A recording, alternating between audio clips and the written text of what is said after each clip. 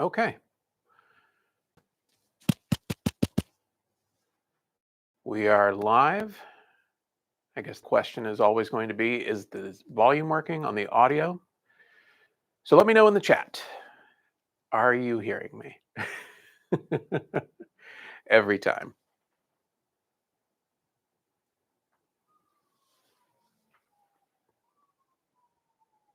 Okay, cool. Excellent. So the last time that I did a live stream, according to YouTube, was 5 months ago. And in that time, I've switched camera setups, which some of you may or may not have noticed in the videos, which is fine. It shouldn't have been a huge noticeable change.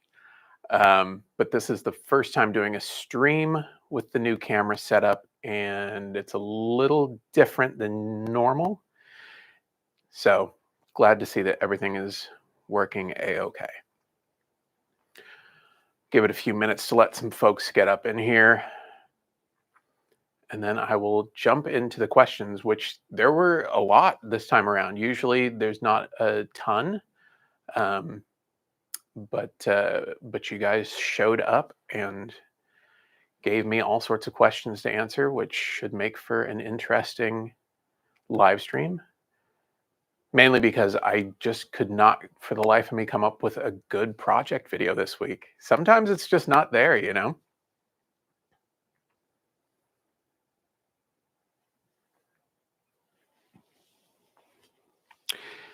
I think having done this now for a few years, it's interesting to see sort of the difficulties in coming up with new projects all the time, the troubles in sourcing materials, the trying to catch trends and get people in on that stuff, shifting from Halloween projects to non-Halloween projects. And I'm like weirdly in a spot where, because we didn't set up our haunt this year for Halloween, and we were able to get out and see a bunch of other people's stuff, it was definitely inspiring. And that gave me a few ideas for some projects that I wanted to do for our haunt for next year. But that also meant that I didn't take the week off after Halloween like I typically do. And then I guess last week would have been the first like Star Wars or pop culture or something project, when I do the shift in November. But yeah, I kind of wanted to squeeze in a few more Halloween projects just because, when inspiration strikes, you got to take advantage of it.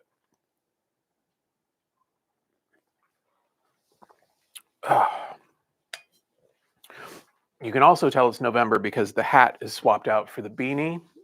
It's like 40 something degrees here in Los Angeles today, which is nuts. Um, but yeah, that and the shop is always cold. So I've got a space heater here to my left. I've got a hot cup of coffee in a dual lined mug to stay warm. And hopefully that will be sufficient to keep me live for the live stream. I am noticing now that the camera looks like the battery is getting low, which should be exciting.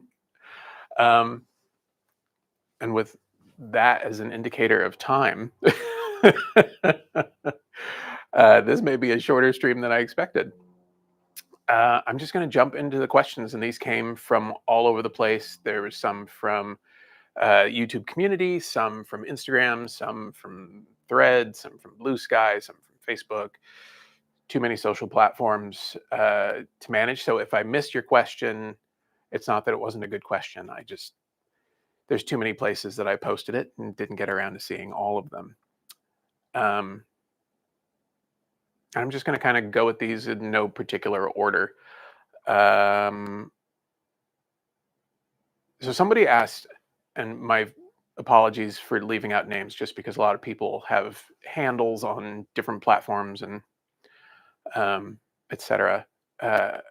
You must have an enormous stash of completed projects. How do you store them all safely? How do you find room? The deal in this shop and in our house as it relates to like Halloween and stuff like that is it's one in, one out. So if I want to add something new to our haunt, something old has to go. And that can be given away, it can be thrown away, it can be sold, whatever it is, it's got to go because there's not a lot of room for storage. Um, and really, as far as like an enormous stash of projects, a lot of the stuff that I make for videos ends up in somebody else's hands. Sometimes I'm doing like commission work for collectors. And so I'll make a project and I'll make a video on it, and then it'll go live another life with somebody else.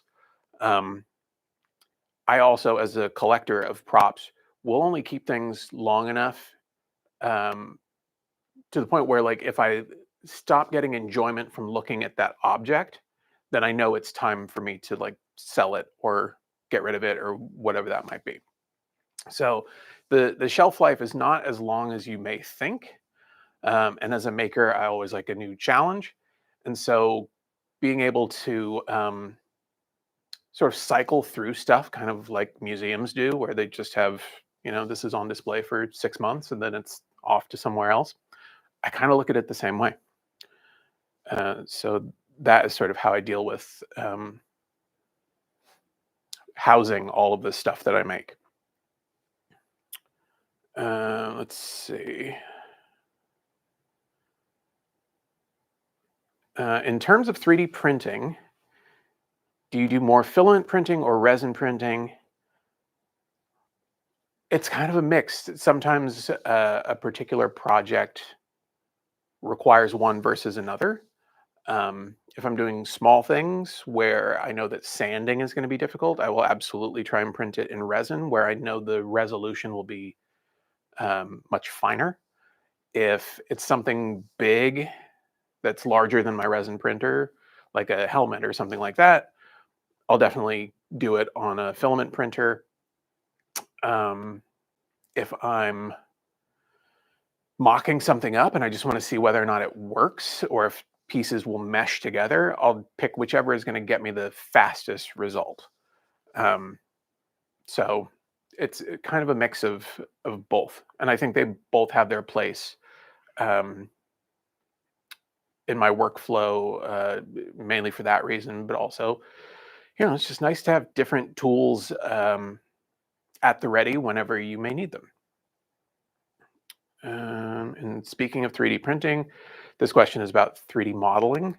Like you, I use Fusion 360, but I'm still a beginner. What resources did you learn to use Fusion? There's Bob from I Like to Make Stuff has a great class on it. Um, and I also found that Autodesk has a great line of tutorials for different things. But the way that I learn anything is I kind of have to find a project that I'm interested in, and that makes it easier to put my attention towards trying to achieve the goal of completing this thing. So for the longest time, I tried to learn 3D modeling and it just wouldn't click because I was trying to do other people's tutorials and build things that I wasn't interested in. And it didn't actually start making sense until it was a project that I really wanted for myself. And once I did it that way, which has kind of been how I've learned historically, um, then it all started to make sense because I was more invested in the outcome. So whatever method you choose, I feel like if it's going to be something that you're interested in, you'll take the time and you'll have the patience with yourself to learn the tool. Let's see.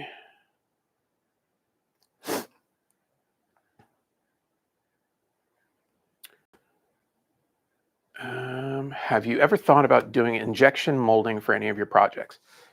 Yes, but injection molding is a very expensive process, at least as far as I'm aware of. And for a lot of the stuff that I'm doing, because I'm not doing in huge numbers where I would need something injection molded over and over again, it's just not a good financial option for me. Let's see. What's an essential tool that you believe every maker should have? Uh, th- the de facto answer to this question is the tool that's in front of them. Um, I don't know that it's not a one size fits all hobby. Um, for me, I think having a pencil or a pen that you really like using is super important. Um, Oftentimes, if I'm sketching something or if I'm marking something out on material or whatever, and the pen or pencil doesn't work in a predictable way, I find it super annoying and it stops whatever I'm doing to go find one that will work. It's like, picking up a pen that's out of ink. Um, it's that same reaction for me. Uh, I think if you like replicating props and things like that, having calipers are is a good choice. And I kind of prefer the lo-fi version. I want the cheap plastic one that you get at Harbor Freight for like $2 that never runs out of batteries. Um, yeah, it's a tough question to answer. Those would probably be the two things that I would go for. Um, but I think honestly, the term maker is so varied that there wouldn't be one tool that would work for everybody. I mean, I guess a pencil, but even that, like some people like mechanical, some people like traditional, kind of doesn't matter. Let's see. If you had a feature film franchise you could work on, what would it be? Star Wars, all day. Let's see. Speaking of Star Wars, uh, when designing a Star Wars style prop, what do you think is the most important aspect? It's really nailing the aesthetic. The Star Wars aesthetic is so defined, um, and if you get it wrong, it will look wrong. The upside is that there's a lot of gray area to play in, um, but I would say the aesthetic is the key thing for any Star Wars prop. And even as someone who's designed props with the intention of being used in Star Wars, um, because I was hired a few years back to work on The Mandalorian and did some 3D modeling for Mandalorian gauntlets. And I found it challenging to get that right. Um, so much so that when production saw the work, they didn't care for it and didn't use it, which is saying something considering how big of a fan of Star Wars I am, that I wouldn't get it right. Um, let me scroll back to the beginning. Or actually, let's take some questions from chat. Let's do that. Let's see. Have I ever done a full refresh on the haunt from one year to the next? No.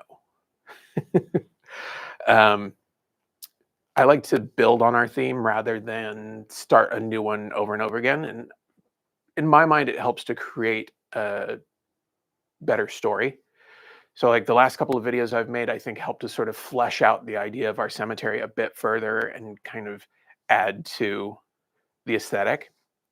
If I was changing stuff out year after year, I don't know that I would be able to spend the time that I wanted to sort of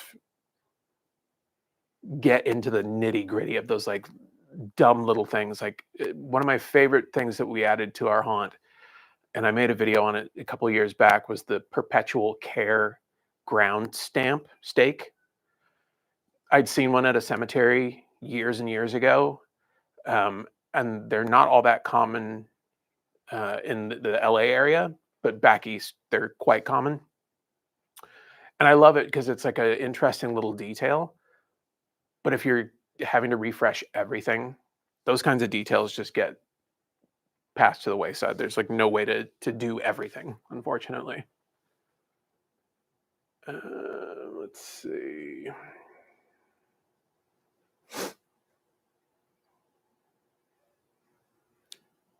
How important is good coffee for prop building? It's so important that I'm going to take a sip right now. Oh, Okay. Let's see. Is it time to move over to Star Wars props? Yes, sort of. Next week's video is going to be on mold making, um, which I will be making molds of Star Wars related items. So, I mean, yes, technically it's Star Wars. Thank you to Brian and Carissa over the Smuggler's Room for the tip. I appreciate that.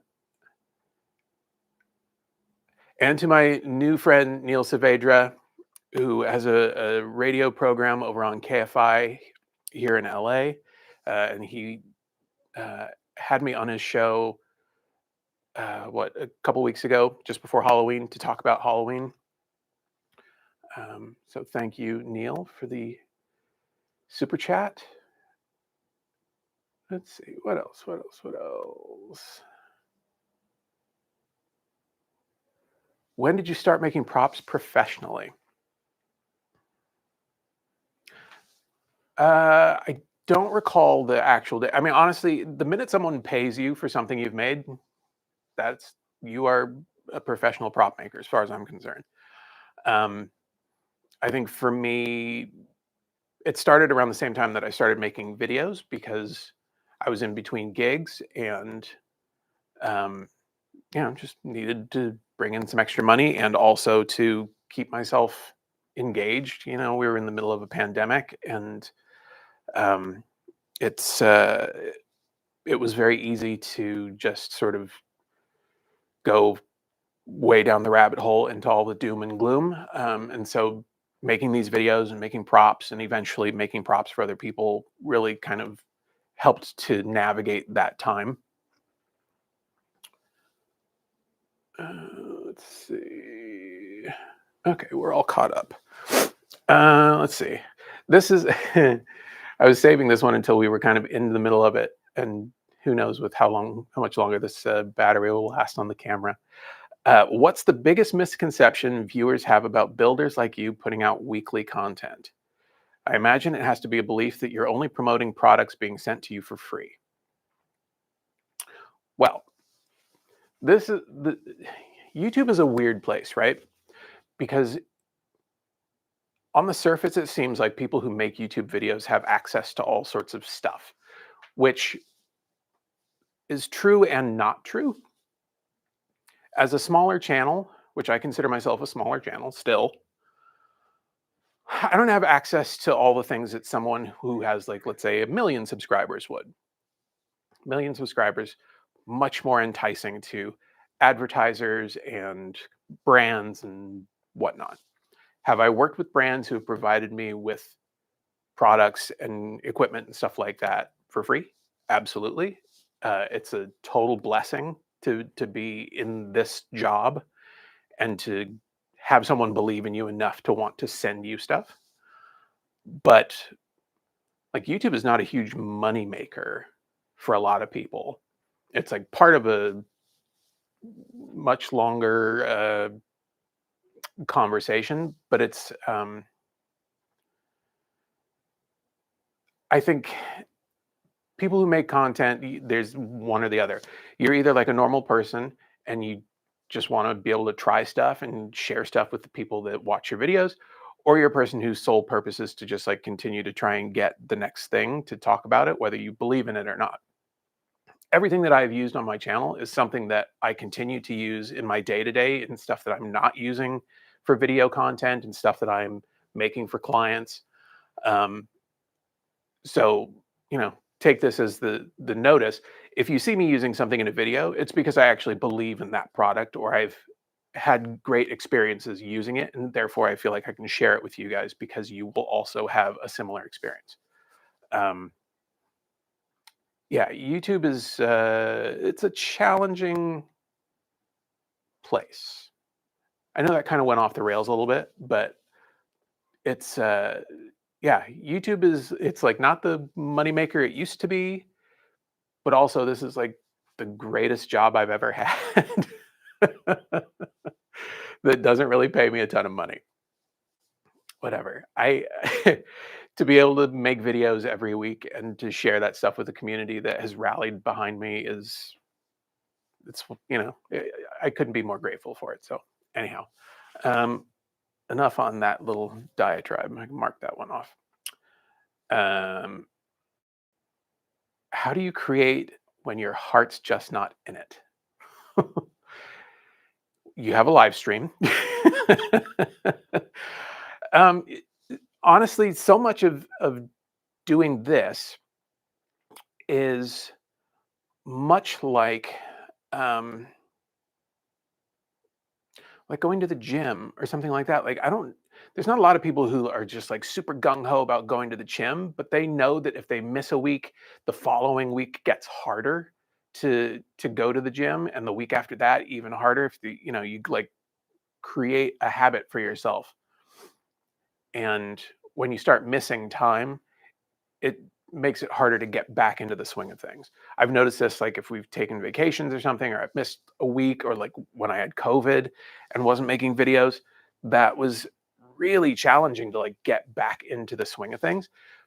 All of that said, doing a video every week has really forced me to like hone my creativity in a way. Like I look at things differently now. I think about how something that I might think is kind of a throwaway idea could be super valuable in another application. Um, so the short answer is you just do it. Um, I do it because it's part of my job, and if I miss a week, then you guys don't get a video, and the YouTube gods don't like that.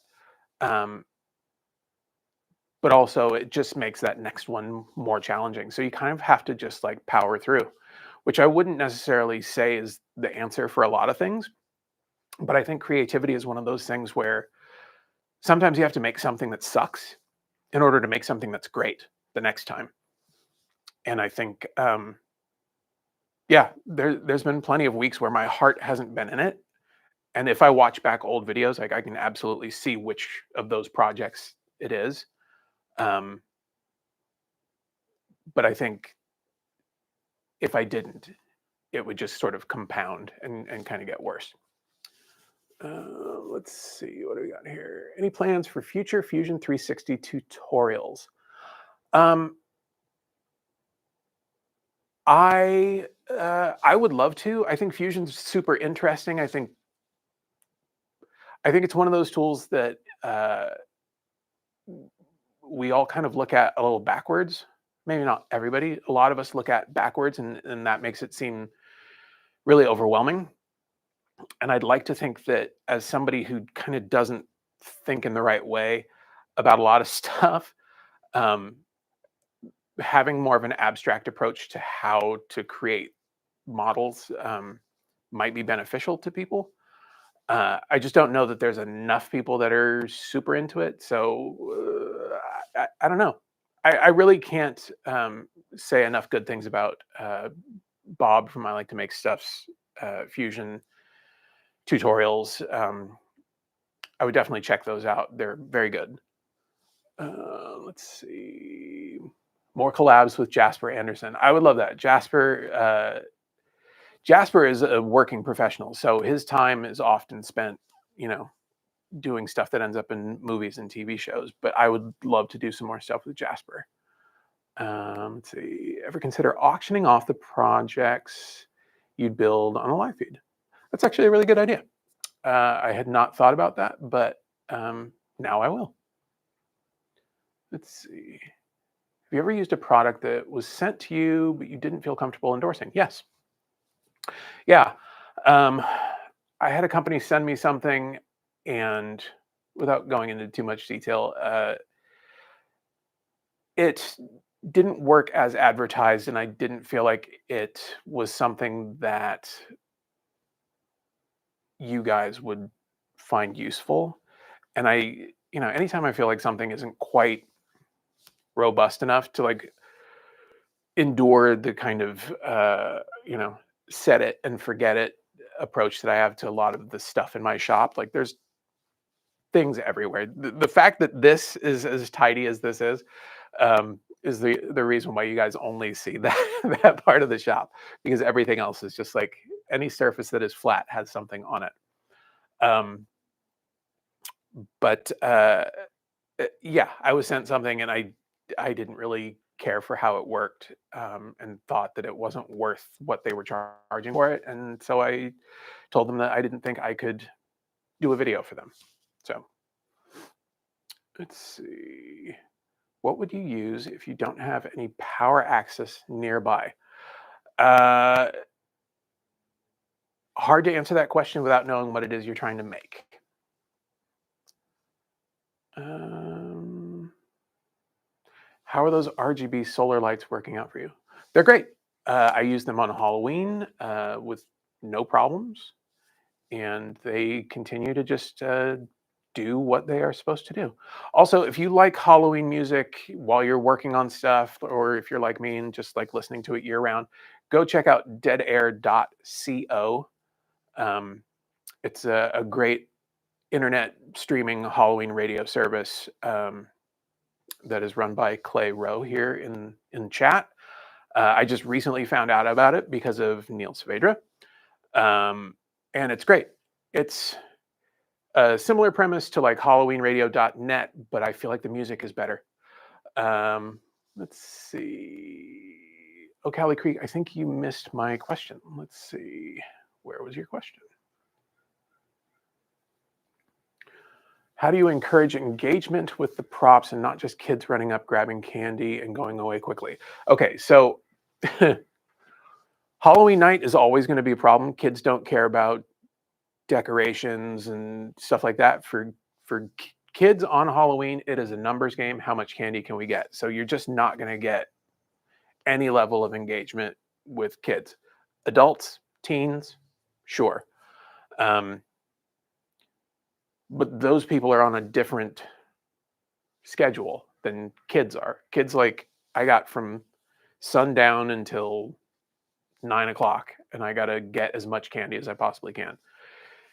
People that like going out and seeing haunts will spend all night, as long as they want, standing in front of a haunt trying to figure out how things work.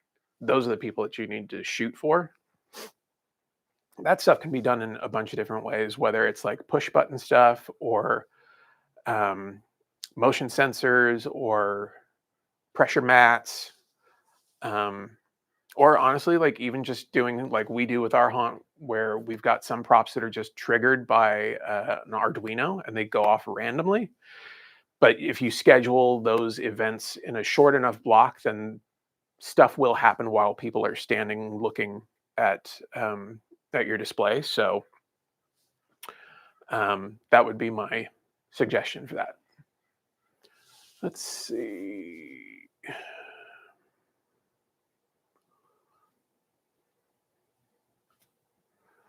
Do I offer any 3D printed files that we can download, examples like plaques and things of that sort? Sure. If you go to shop.vanoaksprops.com, I just posted all of my haunt and Star Wars related props up there on my website for purchase. Yeah.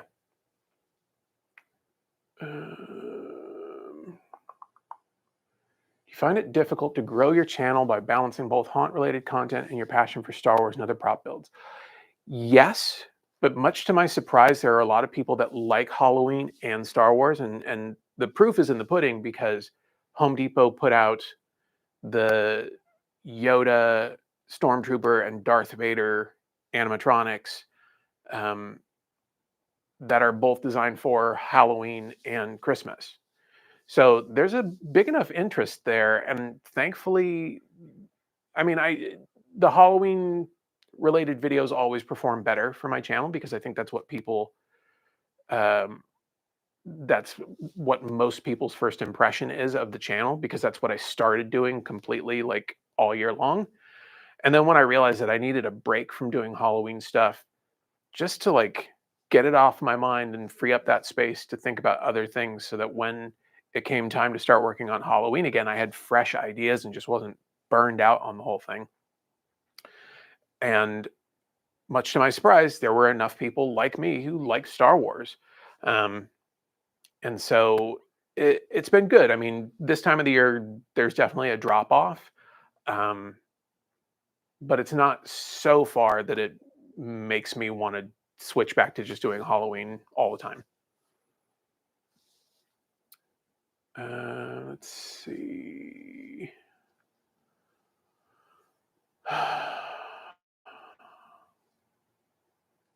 What lighting, camera, video equipment, gimbals, tripods, and other accessories are your go-tos when capturing your content? Honestly, for the longest time, I was just using my phone because it's the camera that was nearest by, um, and our phones do great now. I only recently switched over to using a dedicated camera. I'm using a Sony FX30, just because during the summer months, the weather is so warm here that my phone would overheat, and that would slow down the recording process. As far as gimbals and stuff like that, I don't use any of that stuff. I'm almost completely set up on a tripod. Any tripod will do. And as far as lighting goes, I have two lights on either side of me that I literally just use for the intros and outros on every video. And again, it's not so much about like which lights or whatever. It's, are you getting the desired outcome? Let's see. How many hours does it take to complete a video? So my average week kind of works out like this. Monday I spend doing managing all of my online shop stuff. So people are buying stuff through my website or through Etsy or any stuff like that. Um, Monday's usually when I'm taking care of all that stuff, packing things in boxes, etc. Tuesday, Wednesday will typically be filming days. Um, and Wednesday evenings, I start doing voiceover. By Thursday, I'm pretty much doing all of my editing. And Friday, I watch the video after not looking at it for a while just to make sure I haven't missed anything like typos or weird edits that seemed fine on Thursday. And then the video comes out on Saturday. So, whatever you see on a Saturday, know that more often than not, it was filmed just a couple days prior. Let's see. Got a question first. What first made you get started in prop working? Can you remember your first piece you created? um, I mean, I've always kind of liked to make things.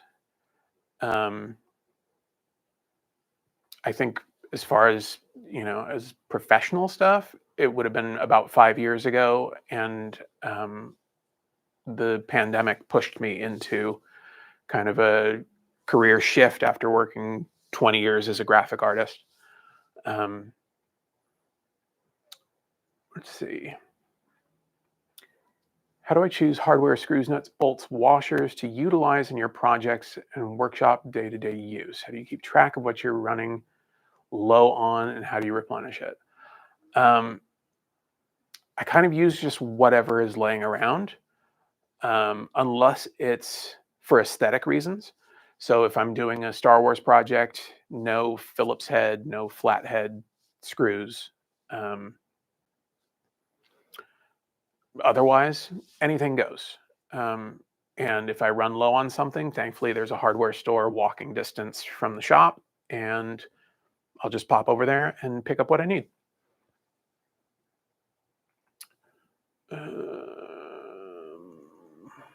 Are all of the headstones made up, or is there a family connection? Um, yes and no. There's a lot of Easter eggs in the epitaphs and stuff in our haunt. Some are references to my grandparents who've passed. Some are just tied back into the VanOaks name. Generally speaking, though, I don't use real people for any of the stuff. I like to. I started going. There's a website, and I can't think of what it's called at the moment, but basically, it would give you a list of common turn of the century names, and I would just sort of take those names and kind of mash them up into interesting combinations, and then would give them random dates and stuff like that, um, to sort of put more into the story of our haunt. Like our cemetery opened in this year, and therefore the majority of the headstones are from this date till about this date, kind of a thing.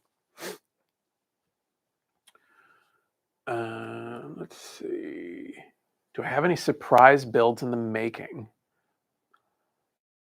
No, no. And oftentimes, like while I'm packing things up on Mondays, I'm kind of still trying to figure out what it is that I'm going to make. So there's not usually anything where I like know in advance. Like the when I did the Haunted Mansion door frame for Neil Patrick Harris a couple years ago, that was kind of a surprise, more so because of who the client was. Um, but yeah, I don't know that I have any like surprise things. Um, I'm surprised that the camera is still powered up. Let's see. With the ever increasing encroachment of the holiday season upon Halloween, do you have any holiday projects in mind? And are you the kind of house that keeps their haunt decorations up but puts Santa hats on them? uh, no, and no. When Halloween is over, our haunt gets torn down right away and packed away. And by mid November, you'd never know it was there. And we don't decorate for Christmas. It's just not something I get enjoyment out of. Have you ever had to fix a tombstone that you've made? My husband and I made some graves, but our area is very windy and some now have puncture marks. The PVC ripped right out of another, etc. Um, we have the benefit of not really having high winds, although it's quite windy today. Um, Rarely in October, but I would say if the PVC pipe and the rebar is, let me rephrase, if it's windy enough that your tombstones are getting knocked around enough to push the PVC and rebar through the face of the foam, I would make your tombstones thicker. So if you're using 2-inch foam, instead of putting the PVC pipe in the center of the 2-inch foam, I would carve a channel out of the back of that 2-inch piece of foam and then sandwich it between another piece of 2-inch foam. So the more foam you have between the pipe and the outside world, the harder it's going to be for the wind to cause that kind of damage. Let's see. Speaking of NPH, has he given you an ETA on when he's going to actually install the door? It has been installed. He sent me a photo, but I forgot to ask him if I could share it with anybody. But I will say this. He did an awesome job getting it installed and painting it, and it's it was really cool to finally like see it all together with a door from the ride, whatever. Yeah, it turned out fantastic. I'll have to see if I can get a hold of him and get permission to post that photo because it's pretty great to see it um, finally finished. Let's see. What are some workshop upgrades you're considering that you haven't jumped on yet? Workshop storage, furniture, orientation, and stations. I'm not thinking of any at the moment, um, mainly because we're probably going to be moving in the not too distant future. Um, but I definitely have some ideas for what my future workshop might look like. Um, and I think the biggest thing that I want to do is move all of my 3D printers into one central location, um, and then make sure that that location is kind of like a clean room because dust and grime and stuff getting into your 3D printers is always bad news. Um, Outside of that, I think I'd love to just like get a lot more small storage bins for things.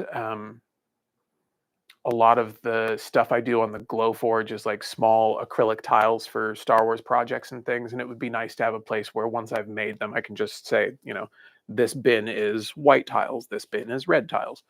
Um, so it's like some minor organization, things like that. My brain is not naturally organized. this is one of those things, like Mrs. VanOaks is particularly good at that kind of stuff. Um, and so I will lean on her heavily for help kind of figuring out what makes the most sense, especially based on, she knows how I work. Um, and so I think she'd probably have some ideas about what would make keeping the shop space more tidy, keeping things in collections that make sense, and making things easier to find and retrieve, so that I'm not spending so much time being like, where did I leave that can of you know WD-40, or whatever that might be. Um,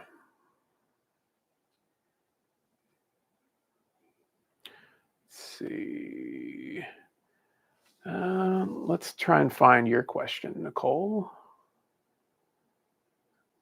Nicole Potter asked a question here somewhere. Oh, okay. Let's see. The raising mechanism you built years ago, do you have a version where you can use two of them to raise a candy bowl? I do not. Um, the biggest problem you would have with that would just be to keeping your motors in sync so that they don't start going um, out of balance. You could just use a heavier duty motor, like a wiper motor, and create some kind of mount that would stabilize the candy bowl, but would only require one motor to push the bowl up and down. That's kind of the direction that I would go with it. Um, and if you needed something even more stout than a um, wiper motor, you could look into linear actuators, which might work well. Let's see. Do I have a vacuum former? If so, which kind? I did. It was actually one of the first products that was sent to me and worked super well. And then I found that I never use it. And so I ended up selling it. Um, Almost all vacuformers kind of work based on the same principle. And I know a lot of small shops like mine will just tell you to make your own. And there's a bunch of great tutorials out there on how to do it. Um, I know my buddy Jasper Anderson made his own, and I'm fairly certain it's based off of like an Instructable or something like that from a million years back, and he's made some modifications to suit what he uses it for. Um, and I know Adam Savage has a video over on the Tested channel of him making, or at least servicing, one of his older ones, but they're all kind of based on the same principle. So I would say buying one is probably going to be a lot more expensive, um, but I don't know how much your time is worth. So that's kind of the buy versus make um, conundrum that we all have to answer for ourselves.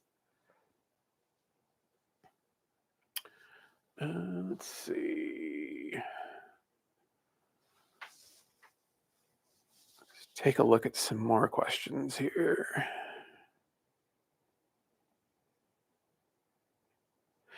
I know it's something I get asked a lot. Not sure if it's something you know anything about, but taking good photos and video in the dark. This is an excellent question, particularly for people like me who like to spend a lot of time making Halloween displays and things like that. So the key for good photos at night, um, you want a fast lens. So anything with an aperture of like 2.8 will probably get you there. And then you want to take a long exposure photo.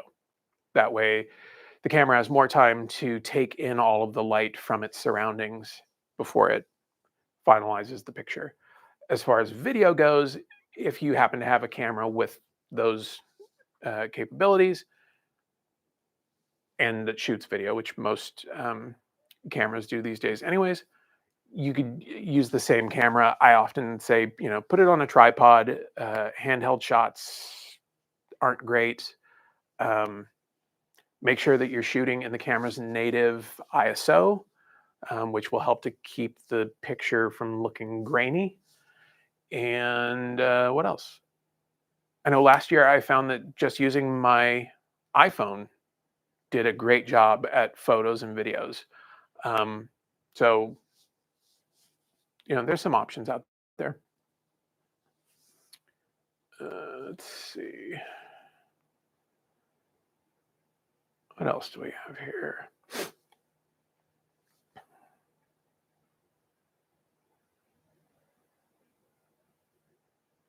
Since your content is haunt related, do you feel making content has affected your view of the season? I don't think so. I think if anything, it's kind of amplified it, right? Before, uh, I would have to try and squeeze in time to make things for Halloween. Like if I look back to, like 6, 7 years ago, Mrs. VanOaks and I, like all the pictures of us working on our haunt was in the dark with like shop lights set up outside on the driveway and, like doing stuff after we'd gotten off of work and had dinner and unwinded a bit. Um, and now it's like I can wake up and go, I think I want to make a Halloween thing this year or this week.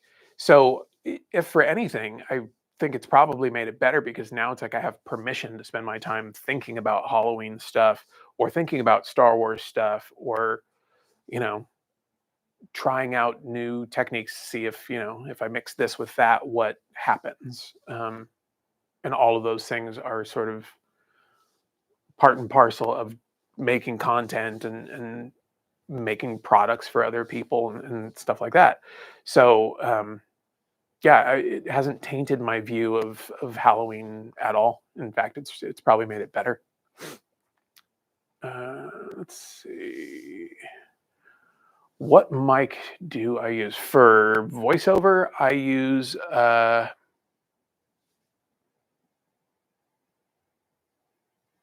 what is it? It's the USB version of the Shure SM50. Nope, not the SM58. Why can't I think of it? Oh, it's gonna drive me nuts now. I can't think of the name of the microphone I use. Um, but I know it's from Shure. Actually, I can probably ask in the yes, the SM7B. Thank you, Clay. I was gonna either Clay or or Neil was gonna have an answer to this question because the um, the XLR version of that mic is like a mainstay of radio production. Let's see. What's the best way to add haunted sound effects to your yard display? So the way that we typically do it for our haunt is that I found there's a company called Pile. They make all sorts of audio equipment. It's not particularly expensive. Um, but what I like about them is they have an SD card reader on the front, and when you power them up, they automatically start playing whatever the selected source is. So what we do is because of doing video and all that sort of stuff, I've created my own like audio tracks and stuff. And there's a bunch of different free software options out there that you can use. Um, and what I will do is, let's say I've got two different sounds. I'll put sound one on the right channel, panned all the way hard right, and I'll put sound two on the left channel, panned all the way hard left. So now I'm basically got one amplifier that's playing two different sound sources. And in most cases, for a display like ours, stereo audio programming is kind of wasted. Um, and so I'll just run a single speaker with whatever that sound effect is from the left channel over here and the right channel over there, whatever. And I have like multiples of the same amplifier. And I've done the same with everything, with the exception of the music that we run in our haunt. that is a stereo program, and that's more just because I didn't want to compress the original audio track down to mono because it definitely sounded weird. So that's kind of the easiest way to break it out, and whether you have a SD card reader that's built into an amplifier or not kind of doesn't matter. It's it's more about whatever the source material is being separated out into uh, opposite left and right, and then that way you get a 2-for-1. So that's kind of how I would go about doing that. Let's see. Next year, we want to make a life-size Gozer transparent, I think, using clear packing tape and a PVC skeleton. Any suggestions? None right off the top of my head. Packing tape is tough just because it's not going to be rigid enough, but maybe if you did um, chicken wire body frame and then wrapped that in saran wrap, the chicken wire should disappear and would give you more rigidity. Um, and then you'd get the light reflectivity off of the saran wrap. That's, I guess, probably the way I would go.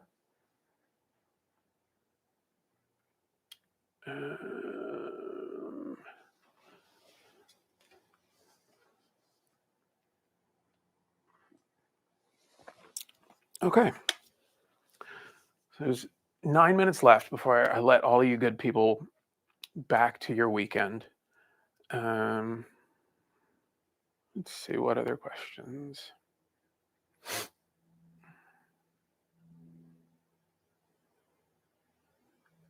How do you choose when to upgrade your workshop hardware and tools? What do you consider end of life for a tool, and maybe how to know if you feel like you've outgrown a tool? Um, when I first started kind of building my shop, I bought whatever I could afford. If I knew that I wanted to get, a circular saw and a jigsaw, but I could get, one really great one or two not so great, I would go with getting two of the cheaper version, mainly because that would help to inform my decision making in the future about what is it that I'm looking for in that tool. There's also been tools that I've purchased for a single job and thought, I'll spend the money on this, it'll be worth it, and I'll end up using it long term, only to find out that I used it for that one job and then I've never touched it again. So I think probably the best way to go about anything like that is buy cheap or buy used and use that to determine what you like or dislike about a particular tool. And then when you decide to upgrade to that thing, and that upgrade could come a week after you started using this tool, or it could come years after, it kind of doesn't matter, but you'd at least have some experience to know what you're looking for.